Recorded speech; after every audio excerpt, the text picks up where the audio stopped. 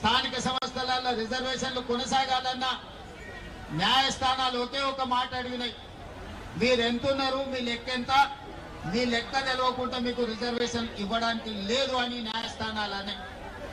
ఈ అంశాన్ని పాదయాత్ర సందర్భంగా మా సంఘాల సోదరులు రాహుల్ గాంధీ గారి దృష్టికి తీసుకెళ్లారు.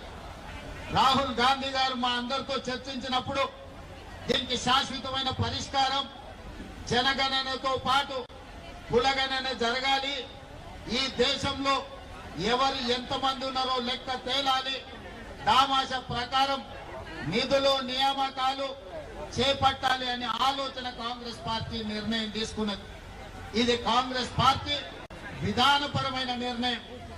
ఒక్కసారి కాంగ్రెస్ పార్టీ విధానపరమైన నిర్ణయం తీసుకున్నప్పుడు రాహుల్ గాంధీ గారు స్పష్టంగా పాదయాత్ర సందర్భంలో చెప్పిండు, మేము ఎక్కడ అధికారంలోకి వచ్చిన వెంబడే కులగణన చేసి తీరుతాము, కేంద్రంలో కూడా ఎర్రకోట మీద జెండా ఎగిరేసి ఈ దేశంలో జనగణనలో కులగణను చేర్చి ప్రతి కులం యొక్క లెక్క తేల్చి ఉద్యోగ ఉపాధి అవకాశాలే కాదు రాజకీయ రిజర్వేషన్లు కూడా పెంచుతాం దామాష ప్రకారం అని చెప్పి రాహుల్ గాంధీ గారు చెప్పడం జరిగింది. మరి మిత్రులారా, ఈ రోజు పార్టీ విధానపరమైన నిర్ణయం తీసుకొని రాహుల్ గాంధీ గారు ఈ దేశంలో ఉన్న 70 కోట్ల బలహీన వర్గాలకు మాట ఇస్తే ఆ మాట నిలబెట్టాల్సిన బాధ్యత ప్రతి ఒక్క కాంగ్రెస్ పార్టీ కార్యకర్తగా ఉన్నది. అందులో భాగంగానే నేను ఏ సామాజిక వర్గమైనా నా మీద ఏ ఒత్తిడి ఉన్నా రాహుల్ గాంధీ గారు ఇచ్చిన మాటను నిలబెట్టడానికి మొదటి సంవత్సరంలోనే, అసలు వాస్తవంగా చెప్పాలంటే డిసెంబర్ 7 నాడు మనము ప్రభుత్వాన్ని ఏర్పాటు చేస్తే ఫిబ్రవరి 4, 2024 నాడే శాసనసభలో మా మిత్రుడు పొన్నం ప్రభాకర్ గారి చేత తీర్మానాన్ని ప్రవేశపెట్టి 100 రోజులు తిరగక ముందే బలహీన వర్గాల లెక్క తేల్చడానికి చట్టసభలలో తీర్మానం చేసిన చరిత్ర మా ప్రభుత్వానికి రాహుల్ గాంధీ గారి నాయకత్వం. అక్కడి నుంచి మొదలుపెట్టి ఆ ప్రక్రియను ఫిబ్రవరి 4, 2025 నాటికి పూర్తి చేసి చట్టసభలలో ప్రవేశపెట్టినాం. అందుకే ఫిబ్రవరి 4 తారీఖును ఈ రోజు సోషల్ జస్టిస్ డేగా ఎప్పటికీ శాశ్వతంగా జరుపుకోవాలని రాష్ట్ర ప్రభుత్వం నిర్ణయం తీసుకొని ఫిబ్రవరి 4ను సోషల్ జస్టిస్ డేగా ఈ రోజు మనం నిర్ణయించుకున్నాం. మిత్రులారా, ఇవాళ మీరు ఆలోచన చేయండి, ఆనాడు తెలంగాణ ఉద్యమం జరిగిందే ఉద్యోగాల కోసం, ఉపాధి కోసం. తెలంగాణ రాష్ట్రం ఏర్పడిన తర్వాత ప్రభుత్వంలో ఉన్న ఉద్యోగ ఖాళీలను భర్తీ చేయమని విద్యార్థులు, నిరుద్యోగ యువకులు గల్లీ నుంచి ఢిల్లీ వరకు కొట్లాడి, కానీ ఆనాడు అధికారంలో ఉన్న ముఖ్యమంత్రి అయిన కుమారుడు ఉద్యోగ నియామకాలు చేపట్టలేదు. ఎన్ని పోరాటాలు చేసినా, ఎంతమంది పిల్లలు కొట్లాడినా, ఎంతమంది పిల్లలు ప్రాణాలు ఇచ్చినా ఆనాడు అధికారంలో ఉన్న వాళ్లకు చెవికి ఎక్కలేదు.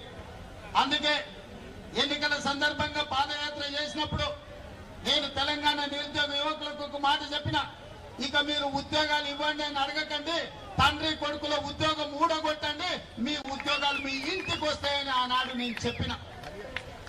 ఆ మాట ప్రకారం తెలంగాణలో ఉన్న యువకులు తండ్రి కొడుకుల ఉద్యోగం ఊడగొడితే సంవత్సరం తిరిగే లోపల 59,000 ప్రభుత్వ ఉద్యోగ నియామకాలు చేపట్టి మా ప్రభుత్వం చిత్తశుద్ధిని నిరూపించుకున్నది.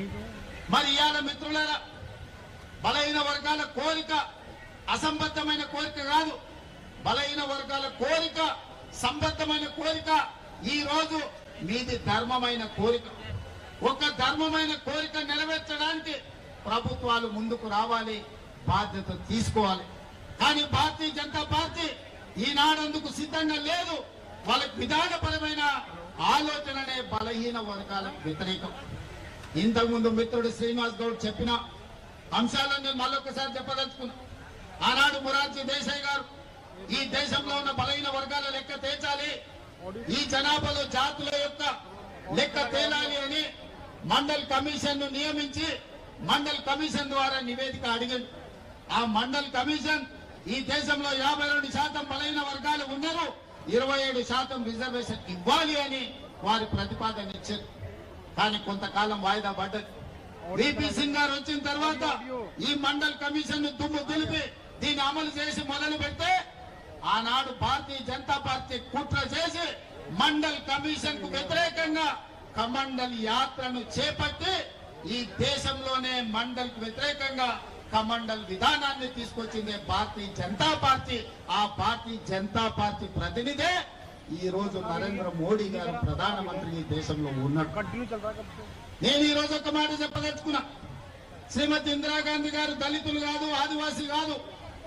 కానీ శ్రీమతి ఇందిరాగాంధీ గారు దళితుల పట్ల, గిరిజనుల పట్ల, ఆదివాసుల పట్ల అమ్మలాగా వ్యవహరించి వాళ్ళకి రిజర్వేషన్లను అమలు చేయడమే కాదు, సొంత ఇల్లు కట్టుకోవడానికి ఇల్లు ఇవ్వడమే, ఇందిరమ్మ ఇల్లు ఇవ్వడమే కాదు, ఆవిడ అసైన్మెంట్ చట్టాన్ని తెచ్చి భూస్వాముల దగ్గర వేలాది లక్షలాది ఎకరాలను ప్రభుత్వం గుంజుకొని ఎస్సీ ఎస్టీ బీసీలకు అసైన్మెంట్ పట్టాలు ఇచ్చి భూ యజమానులను ఇందిరమ్మ చేసింది.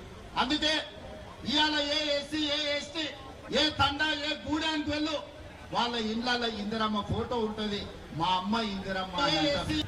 చిత్తశుద్ధి ఉండాలి, చేయాలన్న సంకల్పం ఉండాలి. అందుకే ఇందిరమ్మ ఈ రోజు దళితులకు, గిరిజనులకు, ఆదివాసీలకు అమ్మగా మారి ఇవాళ మిత్రులందరూ చెప్తున్నారు భారతీయ జనతా పార్టీ ఈ విధానానికి బీసీలను బలపరచాలన్న ఆలోచనకు వ్యతిరేకము. అందుకే ఈరోజు ఎన్ని రకాల ప్రయత్నాలు చేసినా ఈ రోజు బీసీల లెక్కలు చేయాల్సి వస్తుందని 2021 జనాభా లెక్కల్ని వాయిదా వేసి ఇవాళ 2025 సంవత్సరం వచ్చినా జనాభా లెక్కలు చేయడం లేదు. ఎందుకంటే రాహుల్ గాంధీ గారు డిమాండ్ చేసిండ్రు, ఈసారి జనాభా లెక్కలల్లా కులగణన జరగాలి, జనగణనతో పాటు కులగణన జరగాలి, ఆ నివేదిక ప్రకారమే రిజర్వేషన్లు పెంచాలి అని. అందుకే ఈరోజు బీజేపీ కుట్ర చేసి జనగణనను వాయిదా పెట్టుకుంటూ వస్తుంది. ఇది మనందరికీ తీర నష్టం. ఇది ఒక బలహీన వర్గాల సమస్య కాదు, ఇది బహుజనుల సమస్య. బహుజనులందరూ ఏకమై లెక్కలు తేలుస్తేనే తప్ప, మీ లెక్క పక్కాగా ఉంటే తప్ప మీకు ఉద్యోగ ఉపాధి, అదే విధంగా రాజకీయ రిజర్వేషన్లు పెరగవు.